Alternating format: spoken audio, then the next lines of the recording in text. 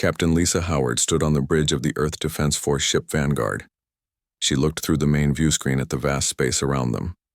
Her ship was small compared to the others gathered for this historic meeting. The Vanguard was one of only 5 ships sent by humans to meet the Galactic Confederation. Lisa watched as massive alien ships moved into position around the meeting point. The crystalline ships of the Zorians glittered like diamonds in the starlight. Each one was over 3 kilometers long. The organic-looking vessels of the Mravani pulsed with strange lights, their hulls seeming to breathe. The energy ships of the Talasi glowed with power, their engines giving off blue light that could be seen from great distances. "Captain, we're being hailed by the Confederation Central Command," said Communications Officer Ben Kelly. His voice was steady, but Lisa could see the tension in his shoulders. "Put it on screen," Lisa ordered. She straightened her uniform and took a deep breath. The screen changed to show an alien with blue skin and 4 eyes. It was Admiral Zorlek of the Talasi, the current head of the Confederation Military Council. "Earth vessels, you will proceed to Docking Bay 7 for the diplomatic meeting. Your modest fleet may remain in the designated holding area." The high alien's voice contained a hint of amusement. "Acknowledged, Admiral. We're moving to the assigned coordinates now," Lisa replied, keeping her voice professional despite the alien's tone. When the communication ended, Lisa turned to her first officer, Commander Steve Mason. "They're not impressed with us, are they?" Steve shook his head. 5 ships against their hundreds. I guess we don't make much of a first impression." "That might work in our favor," Lisa said with a small smile. The 5 human ships moved carefully toward the massive space station that served as the meeting place for the Confederation. The station was a marvel of engineering, a spinning wheel of metal and light that housed representatives from 27 different alien species. On the diplomatic shuttle heading to the station, Admiral Frank Miller reviewed his notes one final time. As overall commander of the human delegation, he carried a heavy responsibility.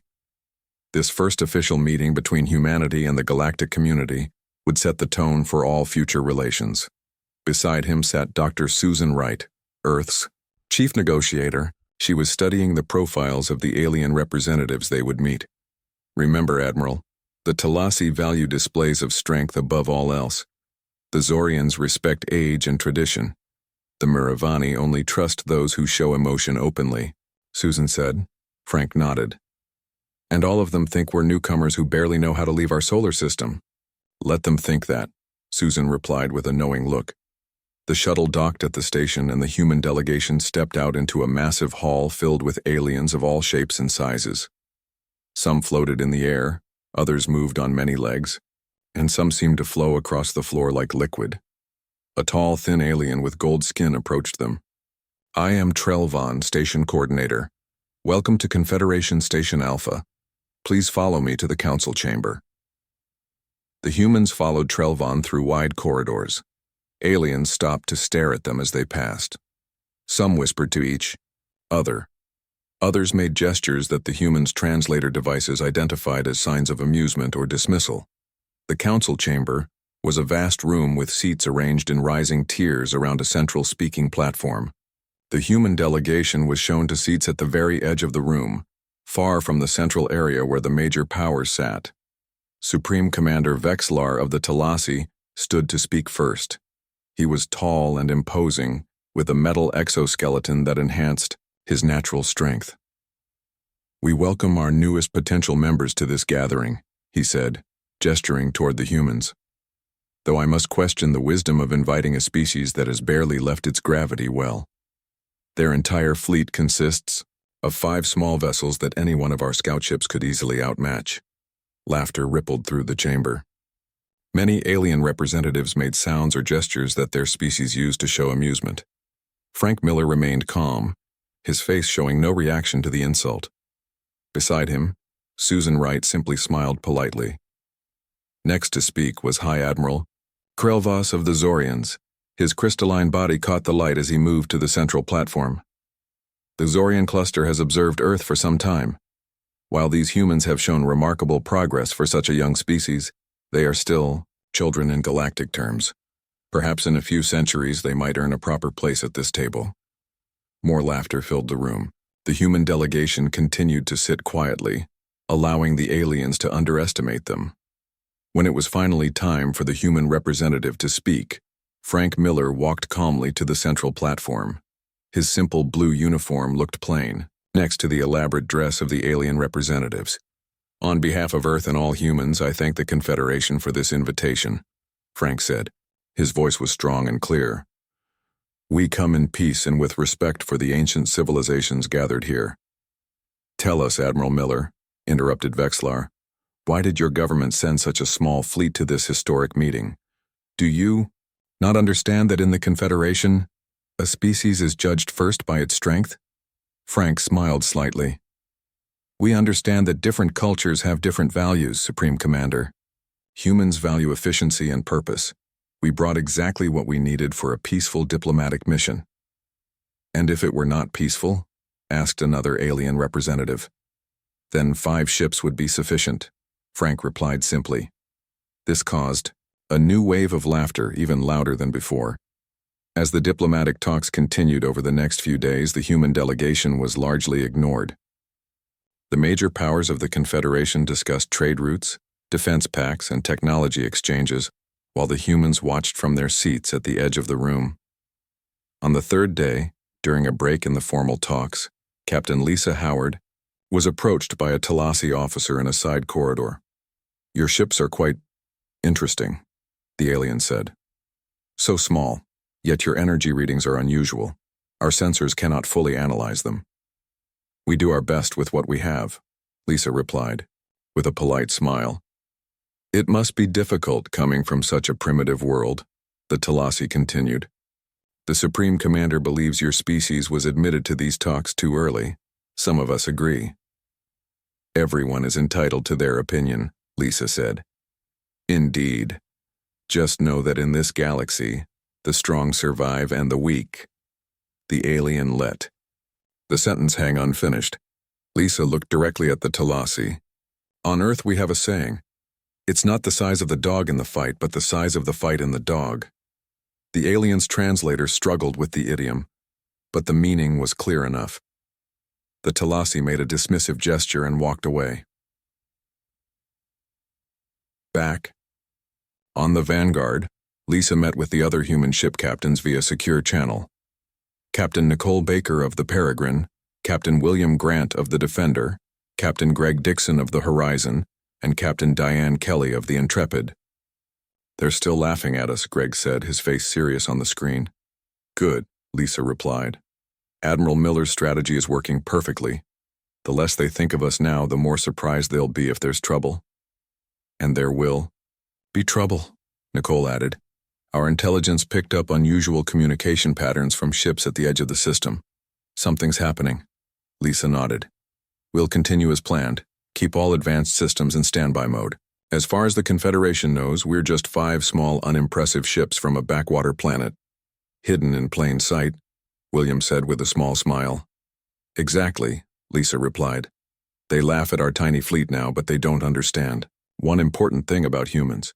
"What's that?" asked Diane. Lisa's expression grew serious.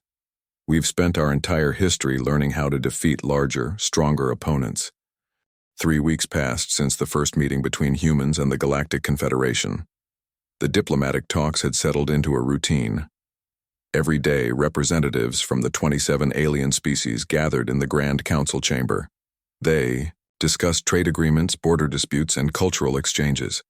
And every day, the human delegation sat quietly at the edge of the room, largely ignored by the more powerful species.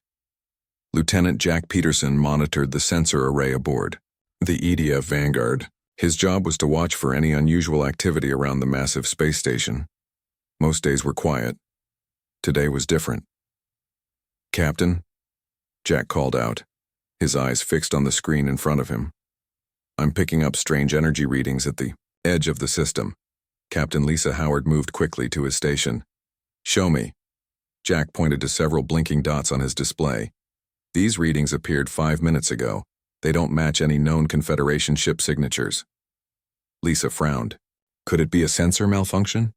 I ran 3 separate diagnostic checks. The readings are real. Jack adjusted some settings on his console. Whatever these ships are, they're moving fast toward the station, and they're trying to hide their approach. Lisa didn't hesitate.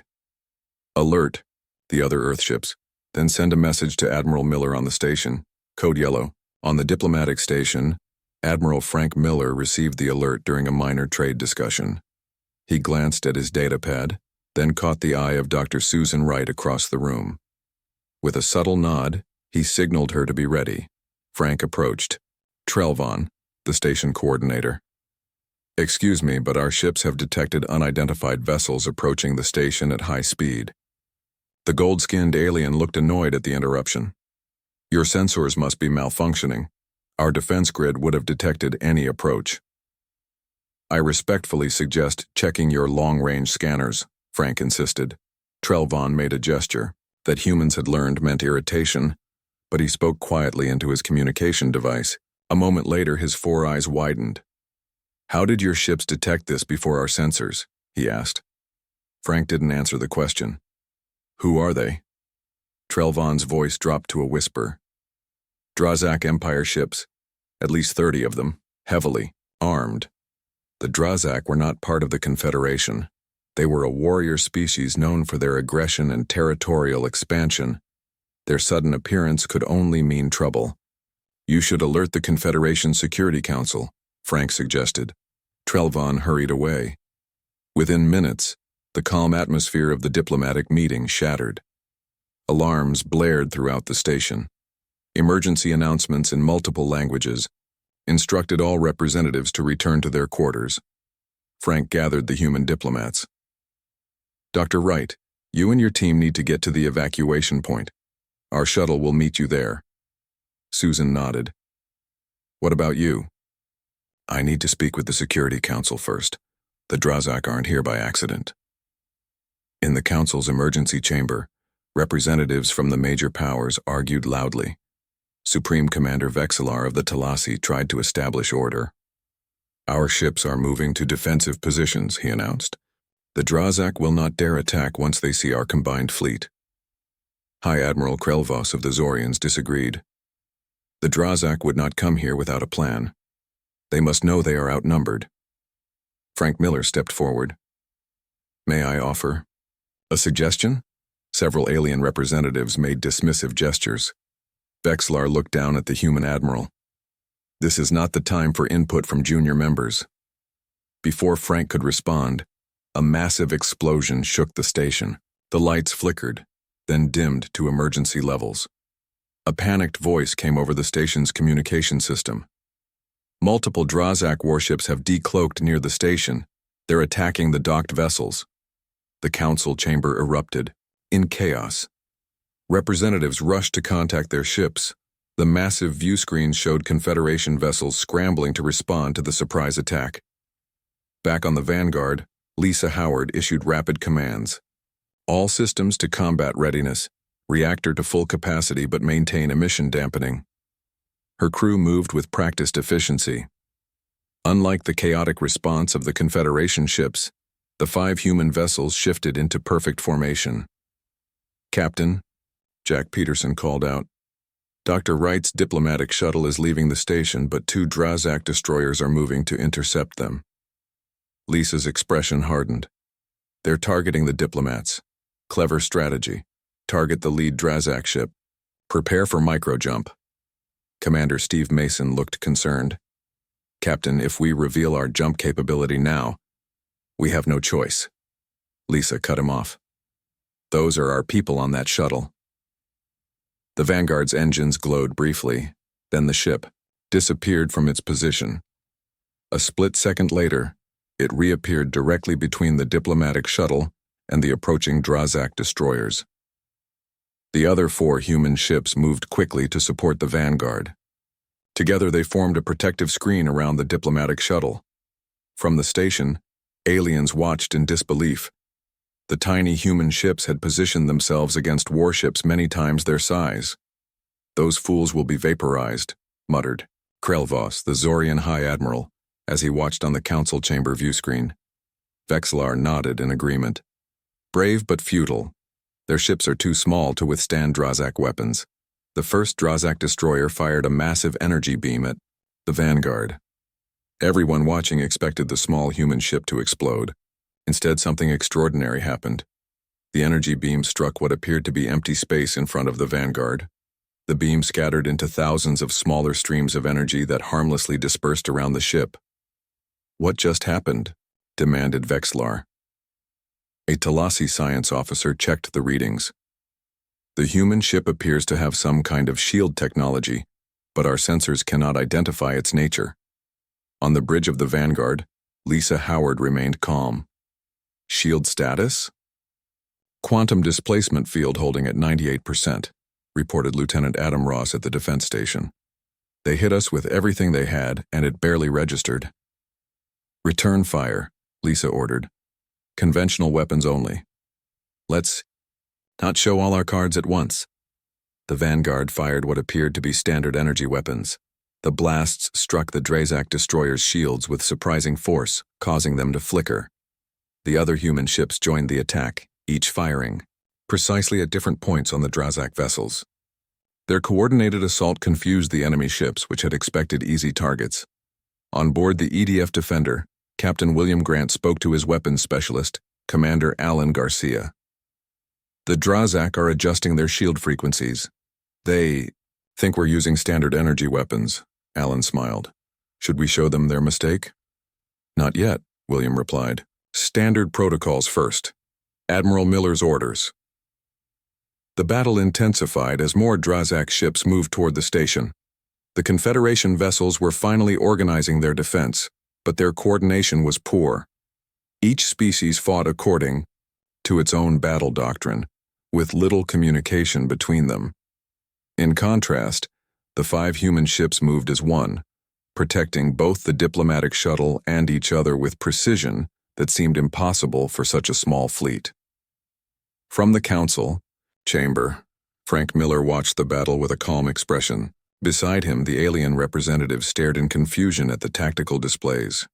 "Your ships," Vexlar said to Frank, his voice less dismissive than before. "They are performing beyond their apparent capabilities." Frank nodded slightly. "We build our ships to be efficient." "This is more than efficiency," argued Krelvos. "Your vessels move in perfect coordination, and their defensive capabilities are unlike anything in our records." Frank allowed himself a small smile. Humans have a long history of being underestimated. The battle was far from over. The Drazak ships regrouped and changed tactics. Instead of targeting the human vessels directly, they began firing at the space station itself, aiming for critical systems. A large explosion rocked the diplomatic section of the station. Alarms blared even louder than before. "They've breached the station's hull in Section 12, reported a station officer. "That's near the main power core." Frank Miller's expression grew serious. "If they disable the station's power core, thousands will die." He activated his communication device. "All Earth vessels, this is Admiral Miller. The station is under direct attack. Section 12 near the power core. Protect the station at all costs. Authorization Sierra 9-3. On the bridge of the Vanguard, Lisa Howard understood what that code meant. "Sierra 9-3 confirmed," she replied. "We're going to Plan B." "Plan B is now in effect," Captain Lisa Howard announced to her crew on the Vanguard. "Remove all emission dampeners. Bring all systems to full capacity." Throughout the 5 human ships, hidden systems came online. Lights dimmed briefly as power redirected to previously concealed weapons and defense mechanisms. On the EDF Defender, Commander Alan Garcia sat at the weapons control station. His fingers moved quickly across the glowing panel. "Quantum displacement shield now at full power," he reported to Captain William Grant. "All restrictions removed." William nodded. "Target the Drazak ships attacking the station's power core. Use the QD cannon, minimal setting." Alan looked up in surprise. "Minimal setting? That's still enough to—" "Those are our orders," William said firmly. "Show them what we can do, but not everything we can do." The Defender moved into position. Its hull seemed to shimmer as hidden panels opened to reveal a weapon unlike anything the Confederation had seen before. On the Confederation station, Aliens gathered around view screens to watch the battle. They had expected the small human ships to be destroyed quickly. Instead, they saw something impossible. The defender fired what appeared to be a modest energy pulse toward a large Dryzak warship. The pulse moved slowly at first, then accelerated. When it struck the Dryzak vessel, the effect was dramatic. Space itself seemed to bend around the point of impact. The Dryzak ship's shields collapsed instantly. The hull crumpled inward as if crushed by an invisible hand. "What was that?" demanded Supreme Commander Vexlar, watching from the council chamber. A Talasi science officer checked the readings on his device. His four eyes widened in shock. "It appears to be some form of localized gravity weapon," he said. "The humans have somehow found a way to manipulate gravitational fields with extreme precision." "Impossible," said High Admiral Krelvos of the Zorians. "That technology is theoretical at best. We have studied it for centuries without success." Frank Miller stood quietly, watching the aliens' reactions with interest. Meanwhile, the EDF Peregrine demonstrated another surprising capability. Captain Nicole Baker gave a simple command: "Activate the ghost drive." The Peregrine's outline blurred. Then the ship seemed to fade from view, becoming transparent like a ghost. It moved through space toward a Dryzak command vessel, passing directly through debris and energy fields as if they weren't there. The Dryzak ships fired desperately at the Peregrine, but their weapons passed harmlessly through it. When the human ship reached its target, it suddenly solidified again, now inside the Dryzak vessel's shield perimeter. From this position, the Peregrine fired conventional weapons at point-blank range. The Dryzak command ship's engines failed, and it drifted powerless. On the EDF horizon, Captain Greg Dixon prepared another surprise. "Deploy microdrones." Small hatches opened along the horizon's hull. Thousands of tiny objects, each smaller than a human hand, flew out in perfect formation. These microdrones moved too fast for most sensors to track. They surrounded a group of 3 Dryzak destroyers, then attached themselves to the hulls. The Dryzak ships suddenly lost power. Their weapons went offline and their engines shut down. The mighty warships drifted helplessly in space. Back at the station, the alien representatives watched in stunned silence. The humans' tiny fleet was systematically disabling Dryzak warships many times their size. Their energy output exceeds their apparent reactor capabilities by orders of magnitude, said a Marivani engineer, checking the sensor readings. It should be impossible for vessels that small. In the council chamber, Frank Miller finally spoke. "Not impossible, just efficient." Vexlar turned to the human admiral. "You deceived us. Your ships are far more advanced than you led us to believe." "We never claimed to be primitive," Frank replied calmly. "You assumed that based on the size of our fleet." The battle continued around the station. The Dryzak forces, realizing they were outmatched, changed tactics again. Instead of attacking the human ships directly, they concentrated their fire on the station itself. A massive explosion shook the entire structure. Emergency alarms blared loudly. "They've hit the main reactor," shouted a station officer. "Containment field is failing. We have 30 minutes before catastrophic overload." Panic spread through the station. A reactor overload would destroy the entire structure and kill everyone aboard. On the Vanguard, Lisa Howard received the alert. "Dr. Olivia Martinez, report to the bridge immediately." Dr. Martinez, the fleet's chief science officer, arrived quickly. Her dark eyes took in the situation at a glance. "The station's reactor is using Talasi fusion technology," she said. "Conventional containment methods won't work for this type of cascade failure." Lisa nodded. "Can you help them?" "I can try." Olivia moved to a communication station. "Patch me through to the station's engineering section." On the station, Chief Engineer Tolk, a Mravani, was working desperately to stabilize the reactor. His 6 arms moved rapidly across multiple control panels. Nothing was working. A communication channel opened. A human voice spoke clearly. "This is Lieutenant Samantha Lee, engineering specialist from the EDF Intrepid. We can help with your reactor problem." Tolk made a gesture of frustration. "We don't need help from newcomers. This is advanced Talasi technology. Trust me, Samantha insisted. Your conventional approach won't work with this type of cascade failure. The resonance pattern is accelerating too quickly. What do you know of resonance patterns? Tolk demanded. Enough to save your station, Samantha replied. I'm sending you a containment protocol now. Implement it immediately. Data flowed to Tolk's screen. He studied it quickly, his expression changing from dismissal to surprise, then to reluctant acceptance. This might work, he admitted. But I've never seen this approach before. That's because we developed it, Samantha explained. Please hurry. Tolk implemented the human protocol. The alarming sounds from the reactor began to fade. Readings that had been flashing red slowly turned yellow, then green. It's working, Tolk said, his voice filled with disbelief. The cascade is reversing. Around the station, the battle was turning decidedly in favor of the Confederation forces, led by the 5 human ships. The remaining Drazak vessels began to retreat. On the bridge of the Vanguard, Lisa Howard allowed herself a small smile. Inform Admiral Miller that the immediate threat has been contained. Commander Steve Mason studied the tactical display. Captain, the Confederation ships are regrouping. They're watching us very carefully now. I imagine they are, Lisa replied. We've certainly gotten their attention. In the council chamber, the alien representatives had stopped arguing. All eyes were on Admiral Frank Miller and the tactical displays showing the battle. Your 5 ships just defeated a Drazak attack, force that would have troubled our entire fleet, Vexillar said slowly. How is this possible? Frank smiled slightly. Humans have always had to be creative. Our history is full of smaller forces defeating larger ones through innovation and efficiency.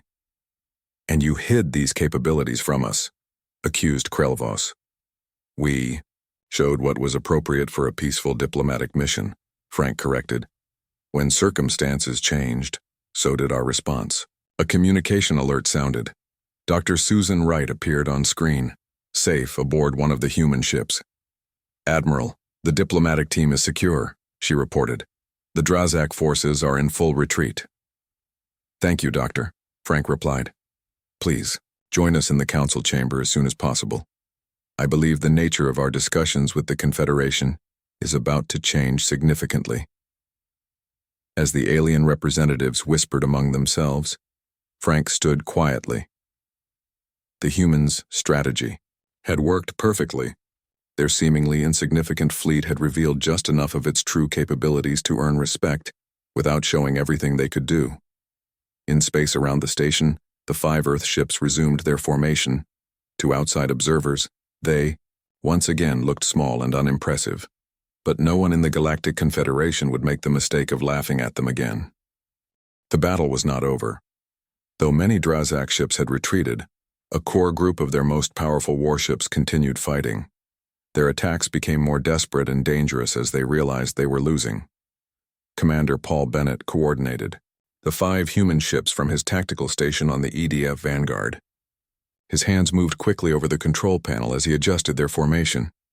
The Drazak are changing tactics again, Paul reported to Captain Lisa Howard. They're concentrating fire on the station's docking bays. If they destroy those, one will be able to evacuate.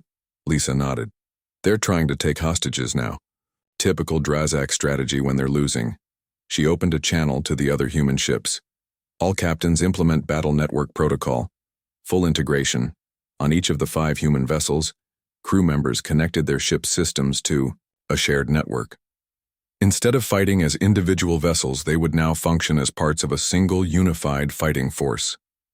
The aliens watched in amazement as the human ships began moving with impossible coordination. They seemed to think as one, reacting to threats before they fully developed. How are they doing that? Asked a Zorian officer on the station. Their movements are too perfectly synchronized for normal communication. A Talasi engineer studied the sensor readings. They appear to be using some kind of neural link technology. Their ships are sharing information and responding as a single entity. In the council chamber, Frank Miller met with the Confederation leadership. Dr. Susan Wright had joined him, along with the other human diplomats who had been evacuated from the station. The Drazak won't give up easily, Frank explained to the alien representatives. Their culture doesn't allow for retreat without severe consequences. Supreme Commander Vexillar of the Talasi had lost much of his earlier arrogance. Our combined fleets are moving to support your vessels, Admiral Miller, though I admit they may not be needed. All help is welcome, Frank replied diplomatically. The Drazak still outnumber us despite our technological advantages. Outside, the battle shifted again. A massive Drazak dreadnought, nearly 10 kilometers long, moved toward the station.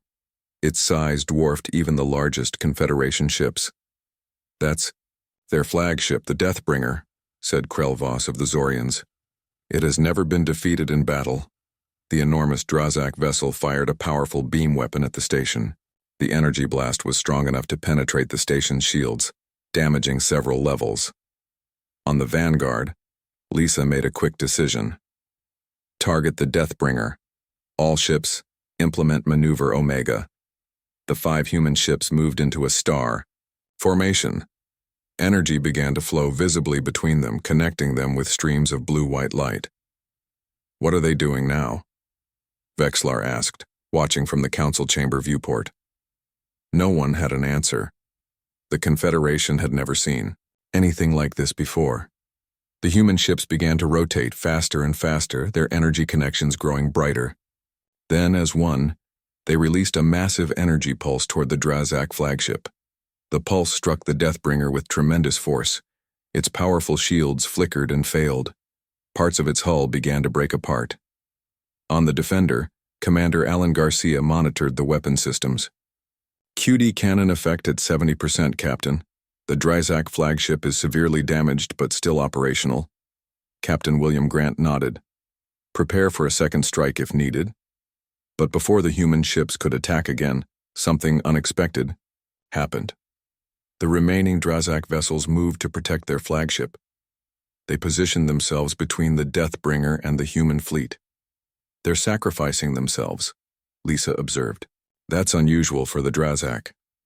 Lieutenant Jack Peterson checked his sensors. Captain, I'm detecting unusual energy readings from those ships. They're overloading their reactors. Lisa understood immediately. They're going to self-destruct near the station. Everyone, brace for impact. She opened a channel to all ships in the area. All vessels, clear the area near the station. Drazak suicide attack imminent.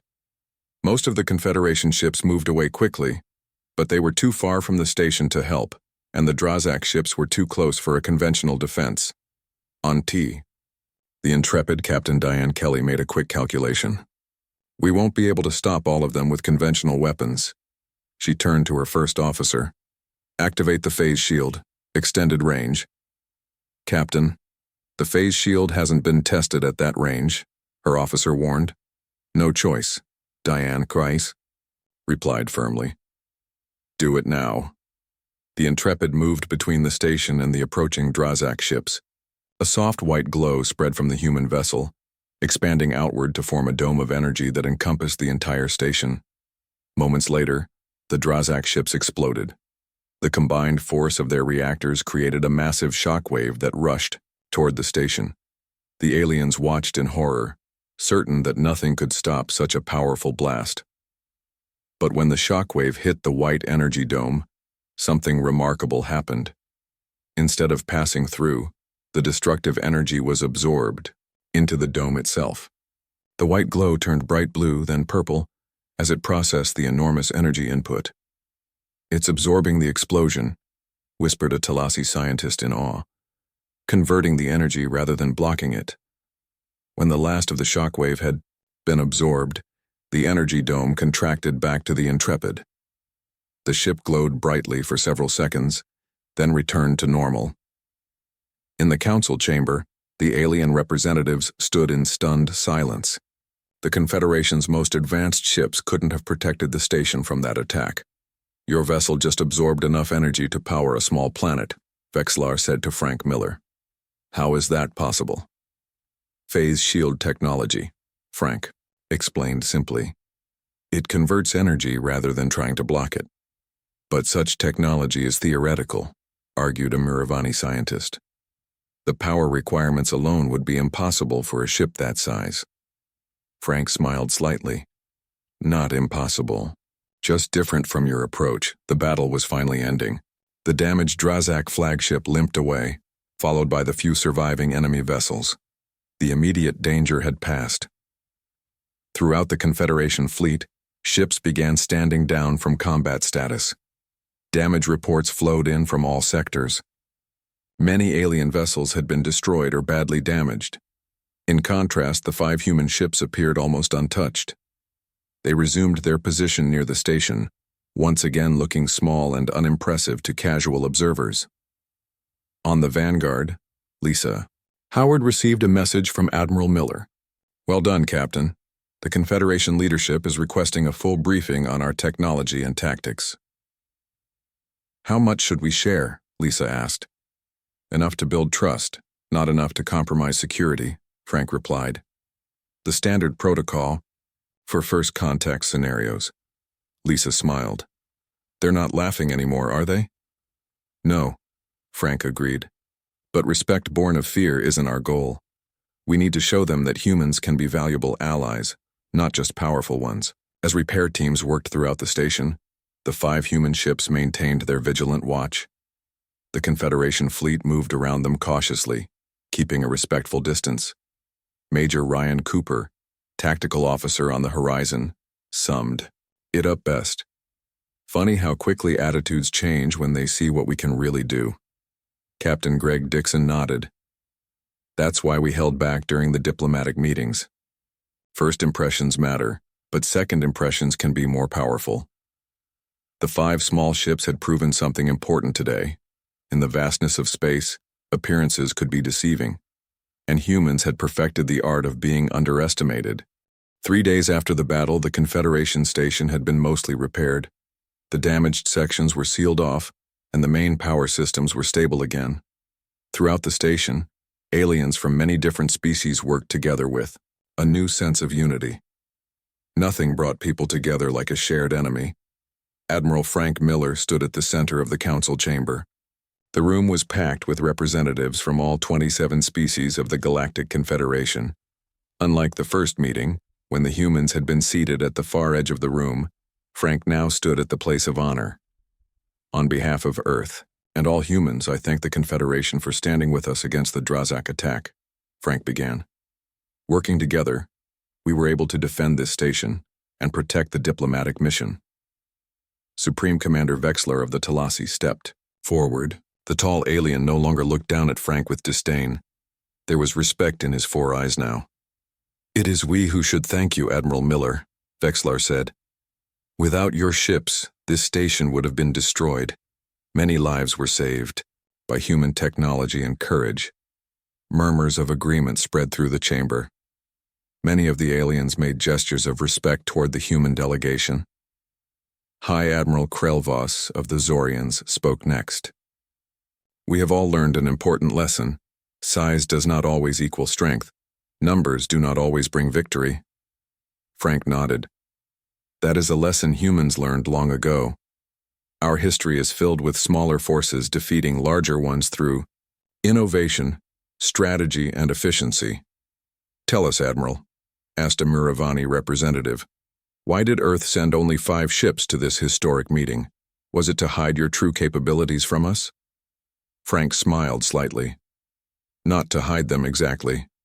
We wanted to be judged by who we are, not by the size of our fleet. Earth has limited resources compared to many of your worlds. We learned to do more with less. And what we saw in battle? Pressed Vexlar. The gravity weapons, the phase shields, the neural linking technology. Is that the full extent of human capabilities? Dr. Susan Wright stepped forward to stand beside Frank. What you saw was what we brought to a diplomatic conference, she said carefully. Our ships carried appropriate systems for self-defense and protecting allies. The aliens understood the subtle message. The humans had revealed only some of their technology, not all of it. Captain Lisa Howard and the other ship captains joined the diplomatic team in the council chamber. They wore their simple blue uniforms, looking modest compared to the elaborate dress of the alien officers. I am curious, said a Talasi engineer, approaching Lisa. Your ships appear to use energy in ways our scientists thought impossible. How did humans develop such technology when you've only been in space for such a short time? Lisa exchanged a glance with Frank before answering. We had to be creative. Humans faced many challenges on Earth that forced us to think differently about energy, space, and matter. Would Earth be willing to share some of this technology with the Confederation? Asked Vexlar. Frank nodded. That's why we came here, to establish peaceful relations and begin cultural and technological exchanges. But such exchanges must go both ways. The aliens discussed among themselves. After a few minutes, Vexlar spoke for the group. The Galactic Confederation formally invites Earth to join as a full member, with all rights and responsibilities.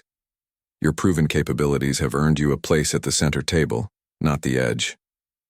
Frank smiled. Earth accepts your invitation, with gratitude and hope for a peaceful future together. The formal ceremony to welcome Earth into the Confederation took place the next day.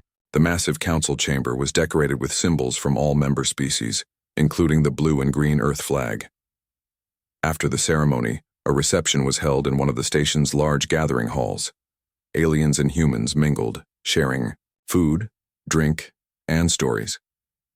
The atmosphere was far different from the first tense meetings. Lisa Howard found herself speaking with Admiral Krell-Voss of the Zorians. The crystalline alien's body caught the light as he turned toward her. We have existed in this galaxy for 30 millennia, Krell-Voss said. Yet in many ways your species sees things we have become blind to. Perhaps that is your true strength. Lisa smiled diplomatically. Every species has its gifts. We look forward to learning from you as well. I am most curious about one thing, continued Krell-Voss. During the battle, your 5 ships moved with perfect coordination, as if guided by a single mind. How is this possible? We call it the battle network, Lisa explained. It allows our ships to share information and act as a single unit rather than 5 separate vessels. Fascinating, said Krell-Voss. The Zorians tried to develop similar technology centuries ago, but abandoned it as impractical. Perhaps we gave up too soon. Across the room, Dr. Olivia Martinez, the fleet's chief science officer, was speaking with a group of alien scientists. They bombarded her with questions about human technology. Your phase shield that absorbed the Drazak explosion, said a Talasi scientist. It violates several laws of physics as we understand them. Olivia smiled. Or perhaps it suggests that your understanding of those laws is incomplete. At another table, Lieutenant Samantha Lee was explaining to Chief Engineer Tolk how the humans had stabilized the station's reactor. You reversed the cascade failure by introducing a counter-resonance pattern, Tolk said. My people would never have considered that approach. Sometimes you need fresh eyes on an old problem, Samantha replied.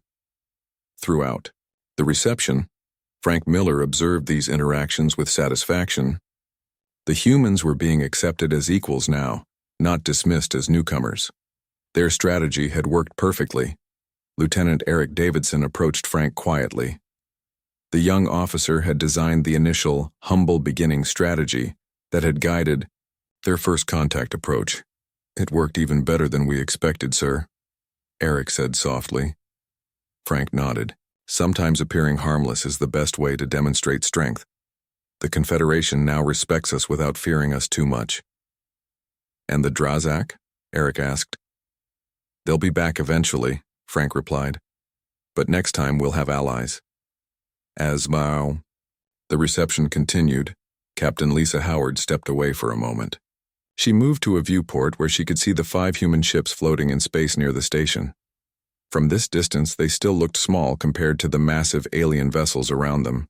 Commander Steve Mason joined her at the viewport. Quite a change from when we first arrived, isn't it, Captain? Lisa nodded. They laughed at our tiny fleet then. They're not laughing now, Steve observed. No, Lisa agreed. But that was never our goal. We didn't come here to intimidate or dominate. We came to join something larger than ourselves. She turned away from the viewport to look at the gathered aliens and humans talking and learning from each other. This is our real victory, Lisa said. Not the battle. But what comes after? As the Earth ships prepared to return home with news of their successful first contact, Admiral Miller sent a coded message back to Earth High Command. Operation Humble beginning successful. Phase 2 authorized. They no longer laugh. The 5 ships that had been mocked as tiny and insignificant would return to Earth as honored representatives of a new galactic power. And the message they carried was simple. In the vast wilderness of space, appearances could be deceiving, especially when dealing with humans.